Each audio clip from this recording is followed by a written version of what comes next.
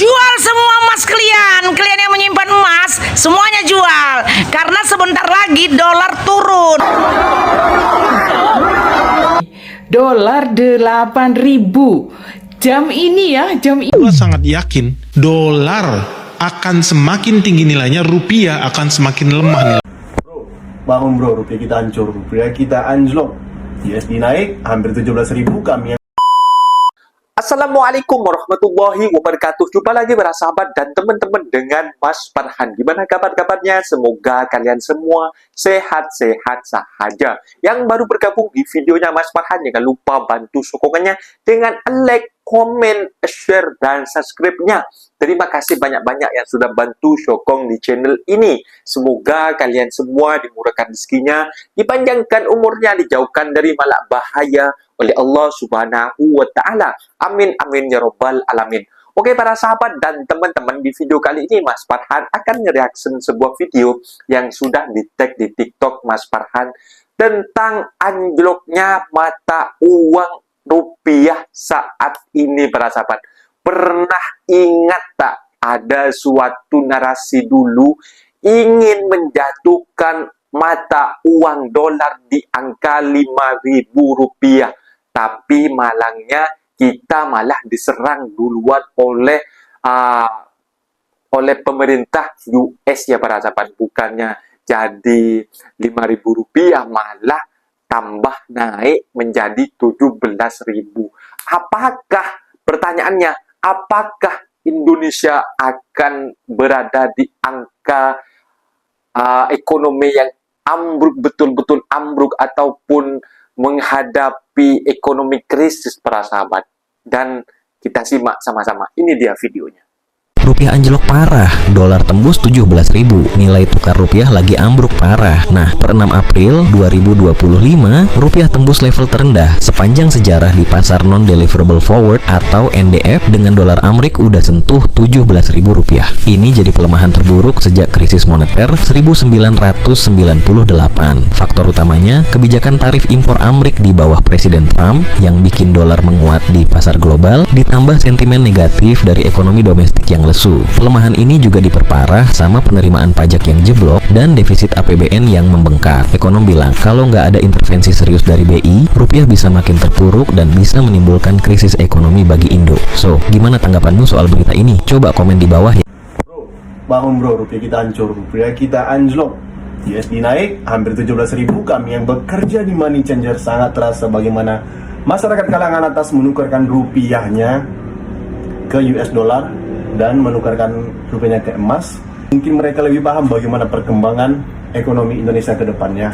Investor pada kabur, saham-saham Indonesia juga turun, hampir semua turun. Sangat sulit berpikir positif untuk ekonomi Indonesia di 2025 ini.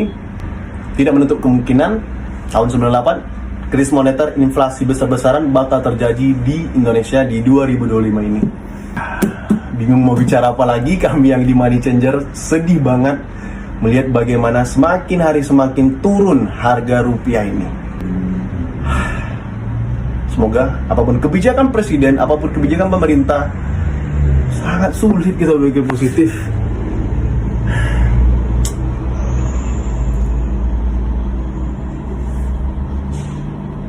Bangun bro, kerja, siapkan tabungan.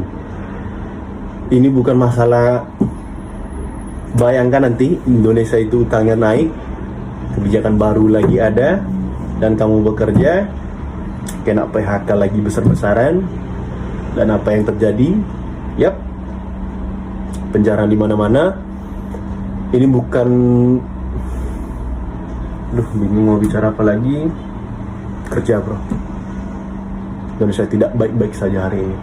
Wah, nggak main-main nih, dolar akan ditekan sampai 5.000 pakai komoditas pertanian. Masa sih bang? Emang bisa ya? Jadi ini sebenarnya ambisi besar Presiden Prabowo untuk memperkuat nilai tukar rupiah hingga ke angka 5.000 rupiah per dolar Amerika Serikat. Caranya dengan menggenjot hilirisasi produk pertanian untuk 6 komoditas strategis, yakni sawit, kelapa, lada, kakao, kopi, dan cengkeh. Katanya potensi hilirisasi ini besar banget, bahkan diproyeksikan nilai ekspornya mencapai 12.000 triliun rupiah. Langkah hilirisasi ini bakal ngasih memiliki nilai tambah minimal 20 kali lipat dibandingkan dengan ekspor bahan mentah. Artinya, nggak hanya meningkatkan nilai ekonomi komoditas pertanian, tetapi juga menekan ketergantungan terhadap dolar. Soalnya selama ini, produk pertanian Indonesia banyak diolah di luar negeri, sehingga nilai tambahnya dinikmati oleh negara lain. Misalnya kakao dari Sulawesi diekspor mentah dan kemudian diolah menjadi produk coklat mahal yang akhirnya dijual kembali di Indonesia dengan harga jauh lebih tinggi. Dengan mengolah komoditas ini di dalam negeri, Indonesia dapat mempertahankan nilai tambahnya dan memperkuat ketahanan ekonomi. Selain itu, pemerintah mendorong kemandirian energi dengan memaksimalkan penggunaan biodiesel berbasis sawit. Rencana ini mencakup peningkatan campuran biodiesel yang secara bertahap akan mencapai B60 pada tahun 2027. Hal ini dinilai bisa untuk mengurangi impor BBM dan menyimpan devisa negara yang selama ini terkuras hingga sekitar 500 triliun rupiah per tahun. Nah, langkah-langkah itu adalah bagian dari keinginan besar Presiden Prabowo buat menekan nilai dolar dan membawa rupiah lebih kuat. Gua sangat yakin dolar akan semakin tinggi nilainya, rupiah akan semakin lemah nilainya. Guys, ada berita yang sangat heboh, tapi sayangnya media massa di Indonesia nggak ada yang berani untuk mewartakan ini. Kenapa? Karena beritanya ini sangat-sangat mengerikan sebetulnya. Kalau banyak orang yang tahu, ya takutnya orang makin panik nih, bahwa apa? Sistem petrodolar atau sistem mata uang dolar Amerika Serikat itu ternyata sebentar lagi bakal kolaps, guys. Dan ini bikin ngeri, kenapa? Karena banyak transaksi internasional itu sebetulnya digunakan dalam mata uang US dollar. Gua sangat yakin dolar akan semakin tinggi nilainya, rupiah akan semakin lemah nilainya. Dan ini akan makin terasa, kenapa ya? Karena, dan banyak orang gak kabarin ini sama lu, karena Arab Saudi baru saja memutuskan untuk tidak memperpanjang perjanjian jual beli minyak buminya menggunakan mata uang US dollar, atau orang suka bilang dengan istilah petro. Guys, lihat angka di atas ini. Dolar 8.000. Jam ini ya, jam aku posting 8.170. Luar biasa. Ada apa nih? Coba cek. Kalian para investor atau pemain falas atau pelaku ekonomi dan sebagainya, coba kamu cek, kok bisa 8.000? Luar biasa. Biasanya turun 1.000 aja susah. Kok bisa 8.000? Ada apa nih? Ada apa nih? Aku nggak tahu nih. Coba kalian cek dan kamu komen ya. Ada apa rupanya Indonesia? Kok rupiah bisa 8.000? Cek guys. Jual semua emas kalian yang menyimpan emas, semuanya jual. Karena sebentar lagi dolar turun 5.000 rupiah. Itu sekarang Prabowo Subianto, Presiden 2029, ada di Amerika. Kerjasama dengan Presiden sana lah. Kemarin dia baru keluar dari China, jumpai Xi Jinping. Mereka menyarankan supaya Indonesia ini meningkatkan pertaniannya. Itu aja yang ku tahu. Lagian kalian semuanya menteri-menteri yang bergerak dalam pertanian yang selama ini sudah mengkoruptor, yang sudah menyelewengkan semuanya anggaran-anggaran dari pusat sana sampai ke pertanian, kalian tidak bisa lagi kerjasama dengan para petani. Dan sekarang biar kalian tahu ya semuanya, masyarakat Indonesia umur 18 tahun ke atas, kalau dia mau jadi petani digaji 10 juta per bulan. Nah ini dia kerjasama Indonesia dengan Amerika. Waktu Prabowo sampai ke sana, ketar-ketir semuanya negara Eropa. Prabowo datang ke Amerika, Prabowo datang ke China, membuat dolar makin melemah, rupiah makin mendahsyat. Jadi kuharapkan semuanya, emak-emak yang kecanduan emas, emak-emak yang menyimpan emas segera jual. Ntar lagi emas turun nggak percaya kalian? Karena buruhnya mogok kerja selama 4 hari, akhirnya ini pabrik tutup untuk selamanya. Jadi guys, ini ada berita dari Garuda TV ya, buntut mogok kerja 4 hari, PT Yihong di Cirebon tutup usaha, dan PHK 1.126 pekerjanya. Jadi PT Yihong Novatex Indonesia ini adalah perusahaan yang bergerak di bidang sablon sepatu. Nah, dia menerima orderan dari perusahaan lain untuk dikerjakan di pabriknya dia. Pabrik ini baru berdiri 2 tahun, guys. Nah, pada awal Maret lalu, nih karyawannya atau para buru-burunya ini mogok kerja selama 4 hari. Mengakibatkan mereka mengalami keterlambatan pengiriman terhadap order-ordernya. Dan klien-klien mereka akhirnya mundur, tidak mau order lagi di pabrik Yihong ini. Menurut pengakuan dari PT Yihong, mereka mengalami kerugian yang sangat besar sebagai akibat dari keterlambatan pengiriman dan pembatalan order dari pabrik. Dan manajemen mengambil keputusan untuk menutup pabrik untuk selamanya dengan mem-PHK 1.126 pekerjanya. Jadi perusahaannya bukan pilot ya guys, dia tidak pilot, tapi dia benar-benar menutup pabriknya. Mungkin dia akan pindah ke tempat lain. Vietnam kali.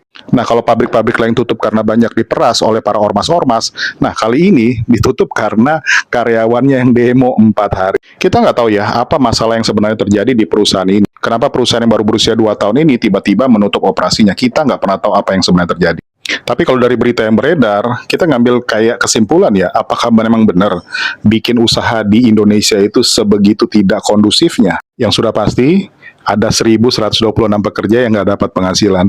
Tulis komentar kalian di kolom komentar ya guys. Sebanyak 1.126 buruh di sebuah perusahaan tekstil di Kabupaten Cirebon, Jawa Barat terkena PHK menjelang Lebaran. PHK massal ini terjadi setelah para pekerja melakukan mogok kerja selama 3 hingga 4 hari sebagai bentuk protes terhadap kebijakan perusahaan. Mereka kemudian menggelar aksi protes di depan kantor Bupati Cirebon pada Selasa 11 Maret 2025. Pantauan bisnis.com, aksi itu sempat memanas dengan adanya aksi dorong antara buruh dan aparat keamanan. Para pekerja menuntut kejelasan dan keadilan atas PHK yang dianggap tidak berdasar serta meminta pemerintah daerah untuk turun tangan menyelesaikan permasalahan ini.